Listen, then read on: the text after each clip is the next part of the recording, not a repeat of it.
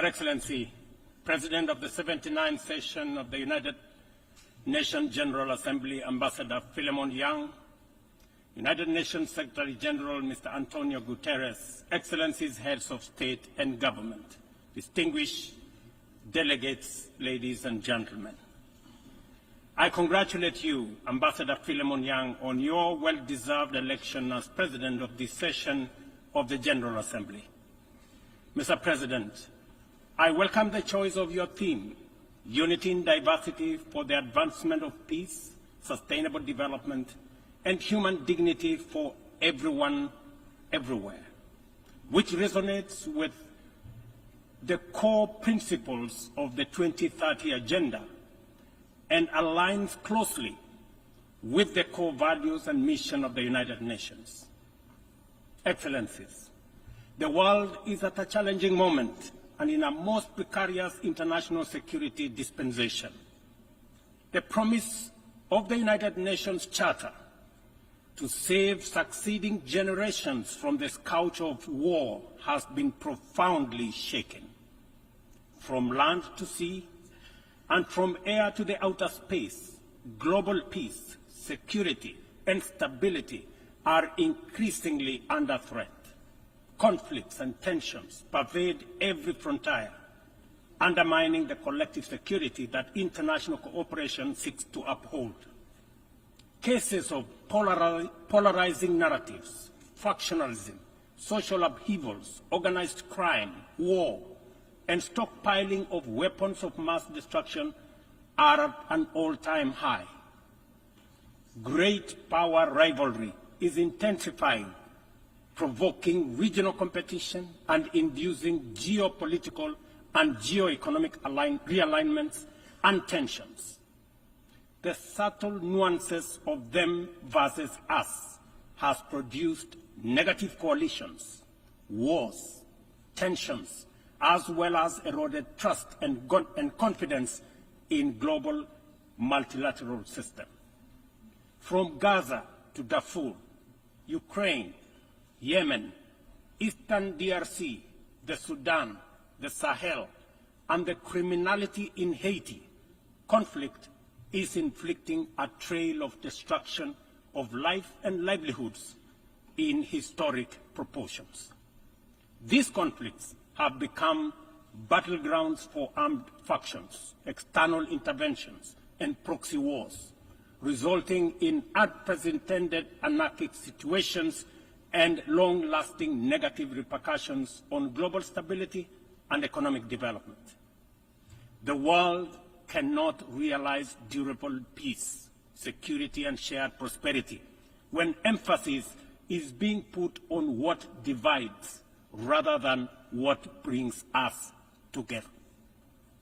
We must therefore promote approaches that support positive competition for all. The perilous security landscape is further complicated by emerging threats stemming from human advancement. Cybersecurity threats and sophisticated cyber attacks on critical infrastructure pose significant risks to national security and global stability. Furthermore, the proliferation of advanced technologies such as artificial intelligence in the military domain and autonomous weapons systems has introduced new challenges for arms control and international regulation. Regrettably, the world's most powerful states have increasingly chosen unilateralism and militarization over dialogue and diplomacy. As a consequence, the capacity of our multilateral institutions to maintain and enforce peace, even in national crises with significant regional impacts, is severely undermined. Even worse, a resurgence of nuclear arms race, buoyed by the intensifying geopolitical rivalries and tensions, has made the possibility of a catastrophic nuclear warfare a real possibility. Our vision of a world free from nuclear weapons and other weapons of mass destruction is dying incrementally. We must not sit back and leave the future of upcoming generations to fate. We must intentionally rise to the occasion to meet the challenges of our time by reaffirming the core values of the UN Charter.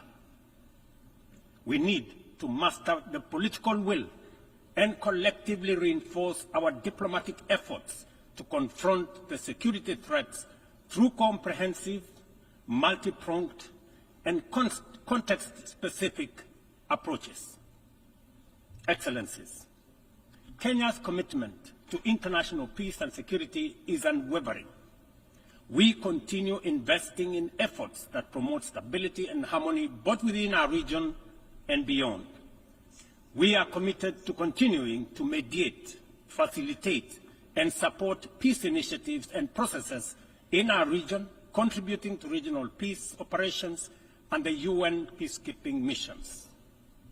Through our participation in the Africa Union Transition Mission in Somalia, we have stood side by side with our sisterly neighbor, Somalia, in their fight against Al-Shabaab.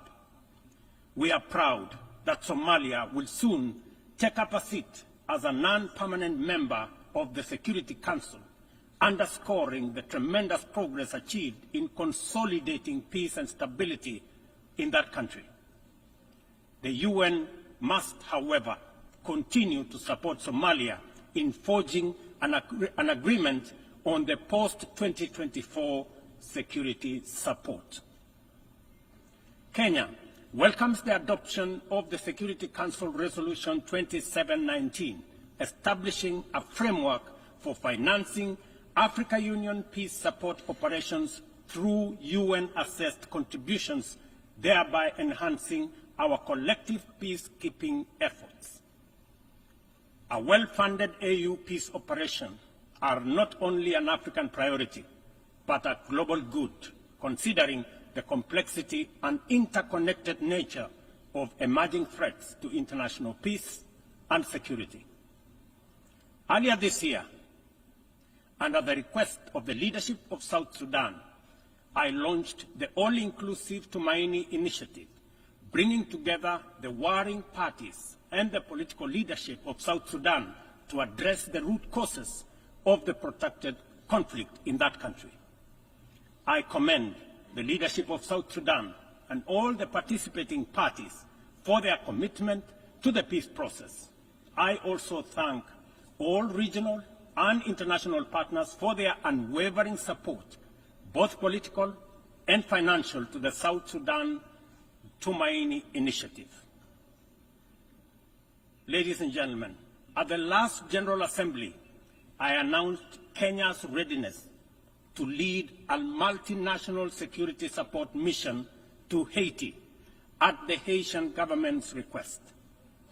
Following the Security Council's authorization under Resolution 2699, Kenya has deployed 382 specially trained police officers to Haiti. Just a few days ago, I had the opportunity to visit Haiti, witness the work of our officers in the field, and observe remarkable progress on the ground. Our support for the Haitian National Police has significantly advanced the pacification of cities and towns, protected critical infrastructure, and relieved many communities previously held captive by criminal gangs.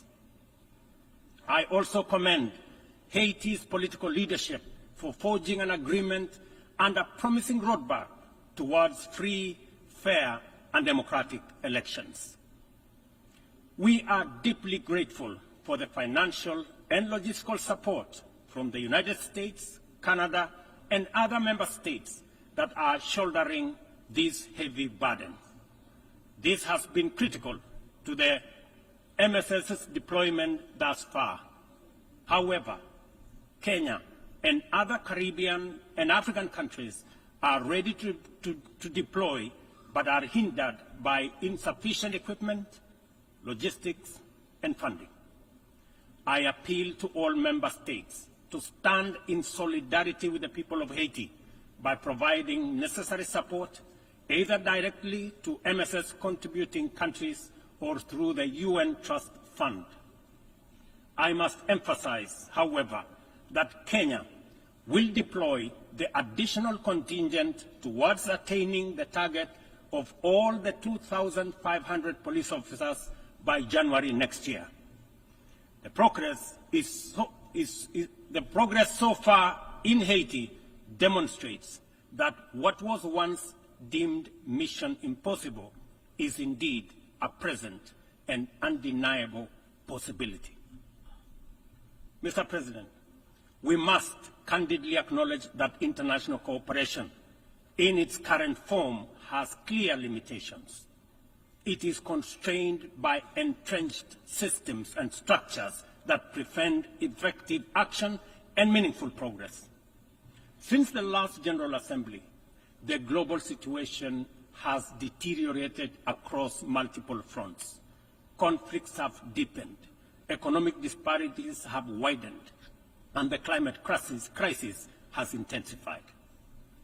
To address these challenges, we must rethink and reform global collaboration mechanisms, making them much more responsive, adaptable, and impactful. The existing international security architecture, represented by the UN Security Council, continues to hamper efforts to maintain international peace and security. The Council is, by all intents and purposes, dysfunctional, undemocratic, non-inclusive, unaccountable, autocratic, and at best, opaque. An institution that excludes 54 African countries with 1.4 billion people, while allowing one nation to veto decisions of the remaining 193 member states in the 21st century, is simply unacceptable. We must urgently seek to make the Security Council representative, inclusive, transparent, democratic, effective, and accountable. In Africa, we are not advocating for reform and collective action solely at the UN.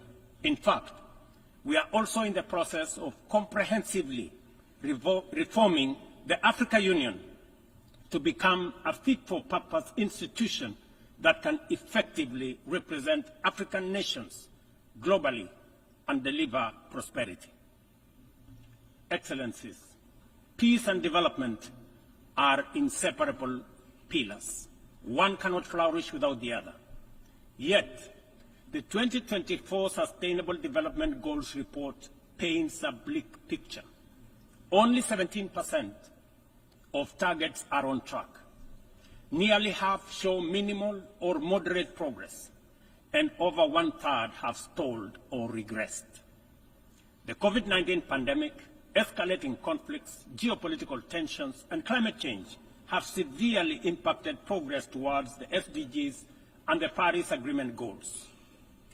Inadequate and unsustainable means of implementation, particularly in financing, technical support, and capacity building, continue to obstruct our efforts to realize the 2030 agenda. Biased methodologies employed by credit rating agencies further disadvantage African countries, making it more difficult to access affordable financing from international capital markets. Additionally, unilateral economic, financial, and trade measures not only impede the full achievement of economic and social development, but also undermine the principles of international cooperation, mutual respect, and sovereignty. Let us pause and reflect on the true significance of this predicament. Many countries in the global south are forced to choose between buying medicine and hospital equipment or paying their debt obligations, and between buying textbooks for school-going children or paying their debt obligations.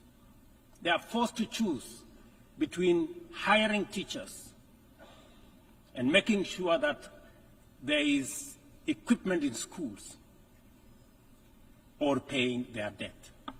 I can go on and on. This is not an abstract illustration detached from daily reality, but the normal experience of millions of ordinary people.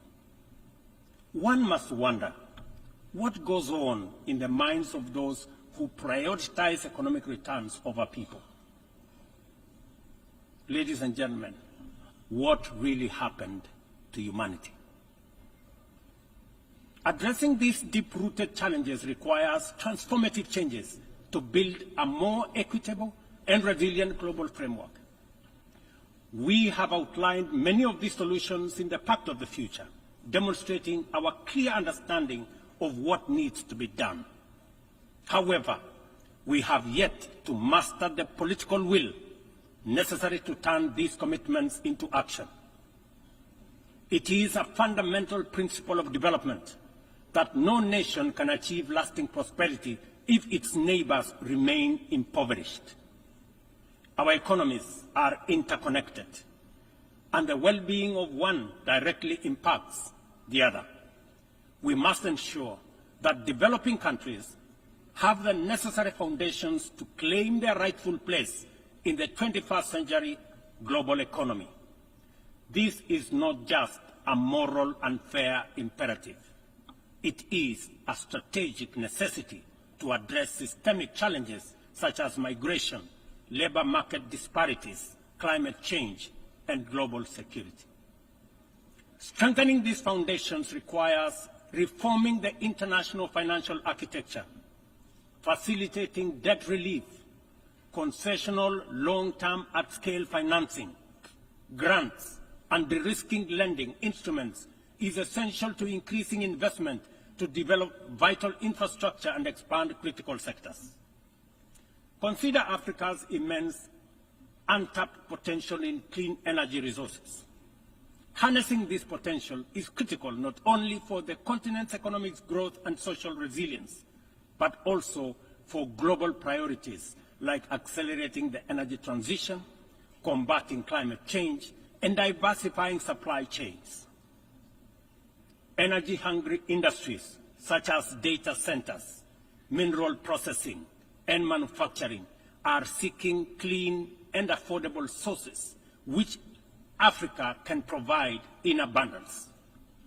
Yet, out of the 500 gigawatts of renewable energy added to the global mix in 2023, Africa accounted for less than 3 gigawatts. How is this possible, given the continent's vast natural resources, skilled workforce, and massive energy needs? We cannot allow Africa to be left behind this time round. Affordable financing is essential, but so are transformative policies and inclusive fair trade practices, market access, inclusive international tax cooperation, technology transfer, and capacity building. This is why, at COP28, we launched the Africa Green Industrialization Initiative, aimed at unlocking investments for the continent's immense opportunities. This Pan-African initiative promotes large-scale, high-impact, and bankable green industrial and infrastructure projects. Next month, in Nairobi, we will host an investment forum for the Accelerated Partnership for Renewables in Energy to attract investments for the untapped potential in solar, wind, geothermal, and hydropower. Globally, we also need to improve the tools we already have. The SDG Stimulus Fund, initiated by the Secretary General in 2023, requires our joint support to succeed, including from multilateral development banks.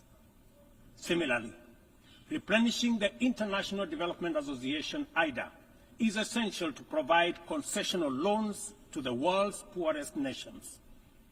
Earlier this year, I hosted the IDA 21 Replenishment Summit in Nairobi, where African leadership reaffirmed the critical importance of IDA for developing countries and called for an ambitious replenishment of US dollars 120 billion.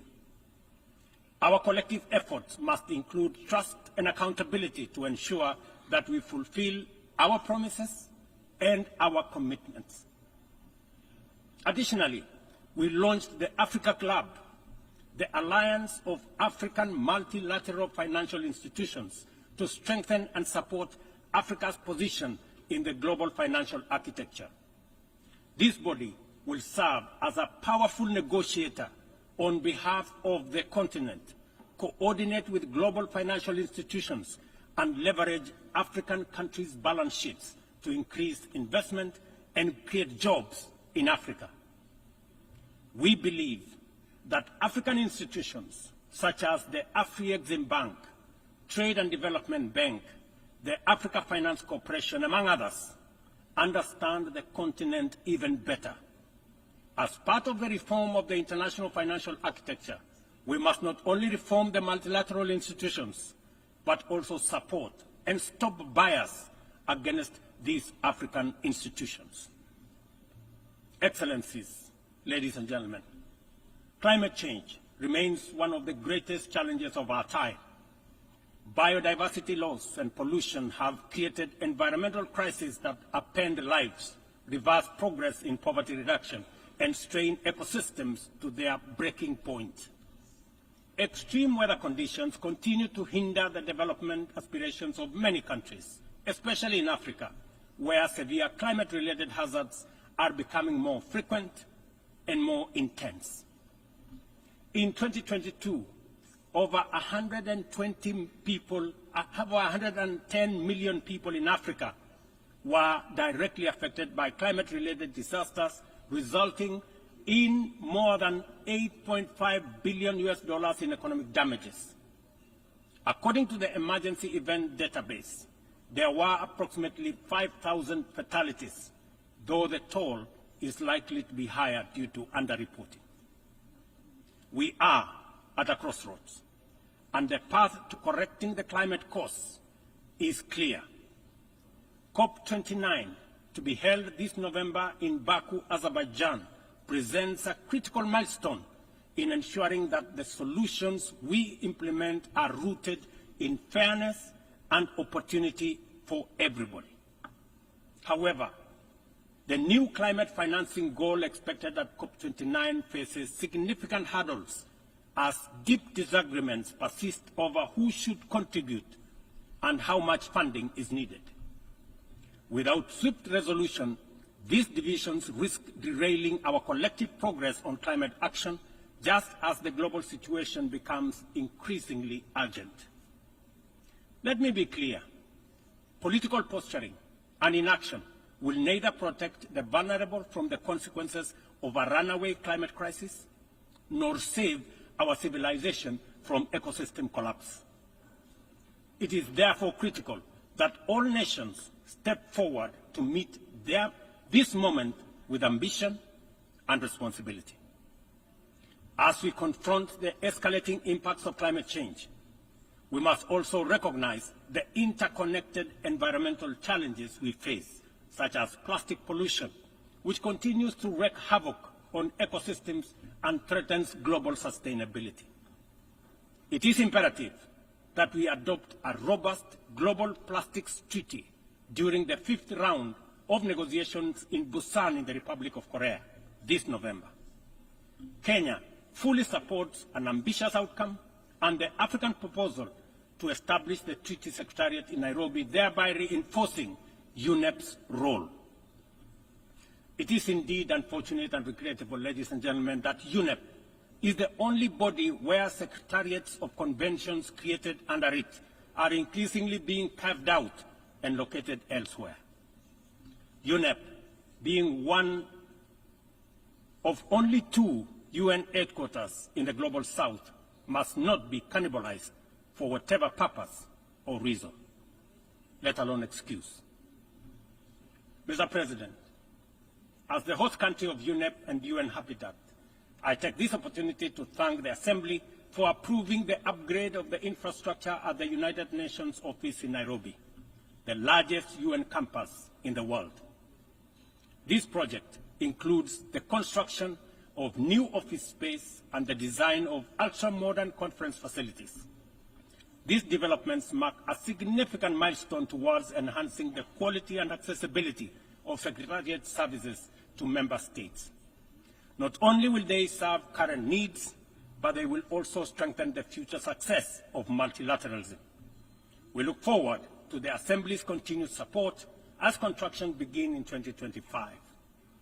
It will be critical to ensure that UNON receives sustainable and predictable resources to ensure the timely completion of this upgrade. Kenya will continue to play its part in ensuring that UNON fulfills its mandate. Accordingly, the Government of Kenya has undertaken extensive improvements and expansion of physical infrastructure around the complex and will continue working towards making Nairobi a regional and humanitarian hub for the United Nations. Mr. President, Excellencies, ladies and gentlemen, as we reflect on the theme of this session, the call for unity in diversity in the pursuit of peace, development, and human dignity, it is evident that we must reimagine international cooperation to align with the complex realities of the 21st century. Our actions must reflect our ambition and commitment to a world where progress is measured not just by economic growth, but by the well-being, rights, and dignity of every person. The challenges we face, from climate crisis to economic inequality, demand a bold rethinking of how we work together, grounded in mutual respect and shared responsibility. The achievement of the Sustainable Development Goals cannot be reserved for the privileged few. It must be a shared success that uplifts all nations, transcending borders and disparities. Our collective efforts to combat climate change must be rooted in fairness and equity, ensuring that no nation or community bears a disproportionate burden. This is our shared journey. We must have a say in the choices we make. We must move beyond outdated paradigms of power and influence to create a system of international cooperation that reflects the aspirations and dignity of every human being. We must embrace a new vision of global solidarity, one that upholds the principles of equity and inclusivity. It is within our power to build a world that embodies the true spirit of the United Nations, a world where every voice is heard, every life is valued, and global progress is shared by all. This is the cooperation our people expect, our future demands, and it is the commitment we must deliver. I thank you.